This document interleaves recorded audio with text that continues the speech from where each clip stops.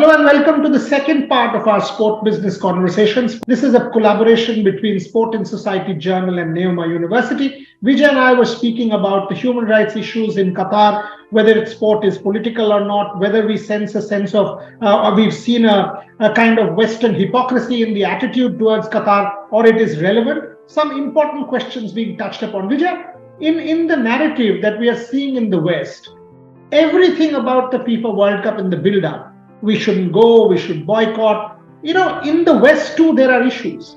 Has been. In China, there have been issues. Is it that Qatar is a kind of soft target? Is it that the West always wants to hog the limelight and do these events themselves? The moment it goes out, it sort of smacks of discrimination. Yes, we know that it was not given the right way. But now that it is there, why did you not protest earlier? You should have. Why did you not say earlier we will not participate? Why is it that the West keeps everything to the last moment? Thoughts? Yeah, very, very good question, Boria. I mean, we go back to the fundamental issues about, let's say, racism, or let's say being a hypocrite, or even to an extent of envy, having envy. So really, they were against it from the time Qatar won it, correct? We've seen it. The media just took over, there were corruption charges, all of that. But nothing talked about when a developed country had won it. Sydney, we know that the Sydney Olympic bid was rigged. Now that is in the public domain. Why don't we talk about it?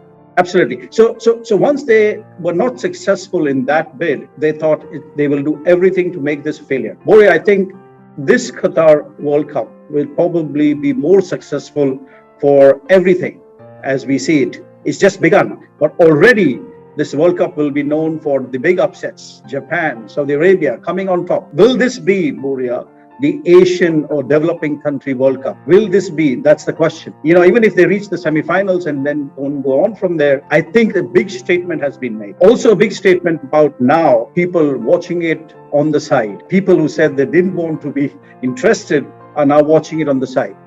At the end of the day, Boria, we go back to saying developing countries, developed countries, races, culture, all of these will converge rather than diverge. There will be elements, Boria, as we go ahead. And that's one of the things about globalization. One of the beauties of globalization, that it brings people together. It converges, as very much Morgan Freeman said, if you remember in the opening ceremony. It's about how we as a human race, 7 billion plus and counting, how we have more in common than we are different. Whether it is color, whether it is religion, whether it is economies, whether it is geographies. Really, it's about one game bringing everybody together as one world. So that's going to be the big point going forward, Boria. This whole armband controversy, for example, if you really wanted to wear it, you would incur a FIFA sanction. Fine. But you've been able to make your point. It's the next major global sports event would be Paris. Do you think there will be issues like this which will be brought to the fore? Because France has also seen serious racism in the past. Do you think these issues will come to the fore as far as Paris is concerned? Or because it's a Western developed democracy, these issues will not be highlighted in the media? No, again, the media is always biased, Boria, but these things will come out. And again, we will have to see now, will the media, especially the Western media, behave the same way it behaved in Qatar, in Paris? That's going to be a test for it. That is going to be a test. But I think one difference in Paris will be that because it is a democratic country, the speech will be very democratic in the sense that they will be open. The press will be very much open, much more open than in Qatar. But the test is, will these issues that will be highlighted be covered in the press, both by the Western press? That is the point. You hit the nail on the head. That will we see the press, sort of really highlight the core issues that they've done so for Qatar, or will they hold back? Because if they don't highlight, then it is an act of hypocrisy. It is an act of vindictiveness. And Paris, from the way we have seen Qatar 2.5 years down from COVID, so far we have seen a rather smooth World Cup. Paris will be on test, Vijay, to be able to emulate Qatar and get better. How do you see that challenge unfold in France?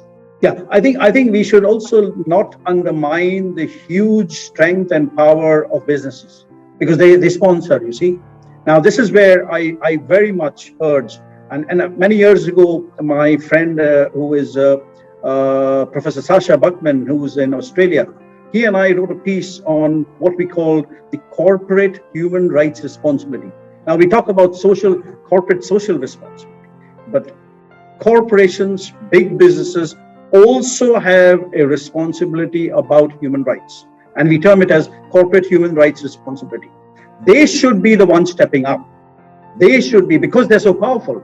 I mean, of course, you have the governments, you have the press, the fourth estate, and then you have the sports bodies and sportsmen, and of course, society. But the money comes from the sponsors, the businesses.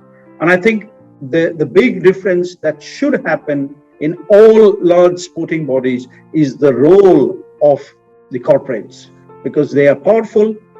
And in fact, just like CSR, they will do better business, earn greater profits, on greater royalty, because they think that is the question. That is the question I wanted to ask you. That at one level there is so much tumultuous build-up and tension and problems. At another level, FIFA is declaring a 1 billion profit over any other World Cup. How do you explain this kind of paradox, tumultuous build-up versus large profits? Yeah, it's all about money, honey, isn't it, Boria? I mean, at the end of the day, they're hand in glove, but it's not sustainable. I mean, okay, you've done it this time, but the issues that are going to be raised, let's say 10 years from now, let's say it's in another Asian country, another emerging country, and what then? You know, there they will stake their claim. Now, because Qatar is one of the very few developing countries where this game was won and bid and won, in the future, 10, 15 years from now, there would be another emerging, but they would call the shots better because they would be in a position, because this Qatari World Cup would be an eye-opener and a learning for future emerging countries or the global south going forward to make and demand their right share at that point of time. My last question to you, Vijay. Clearly, in the post-COVID scenario or emerging out of the COVID scenario, we are seeing sport as a big beneficiary. Does that make you positive about sport, that sport will rather generate significant investment and profit going forward? Sport offers opportunity to investors? Absolutely. That will never go, Boria. That will never go, because I think we spoke about it in the past in our previous episodes. It's this nexus between sports, business, and society. And business is very much at the center of it, as we always said. So as long as business is responsible with the other three stakeholders, so sports, business, society, all the responsibility, and behave responsibly rather than irresponsibly, because that's the only way you can sustain going forward. Fantastic episode, but before I finish, now let me ask the football fan in Vijay Pereira. Are you supporting France, your adopted country for the moment, or are you supporting Brazil or Argentina, being an Indian? I support England, because that's your other country. Yes. So deep down, it's England, but also it's Portugal, which is my other preferred country, but of course now France. But very, very quickly, Boria, I have a lot of Tunisian colleagues, French Tunisian colleagues, and France plays Tunisia on the 30th. We will be in Rouen at our other campus, and they will be supporting Tunisia, and I will be supporting France. Let the best team win. That's sport. Everybody ultimately it's same side, because the spirit of sport has to triumph. Sport makes for peaceful protest, allows us to make our voices heard without violence, and that is why it's the best thing on earth. Vijay Pereira, always a pleasure to have you on the show. This is the Sport Business broadcast brought to you by the Sport and Society Journal and Neoma University collaboration. More such episodes to come. For the moment, Vijay, thank you very much for being part of it. Thank you, Boria. Thank you.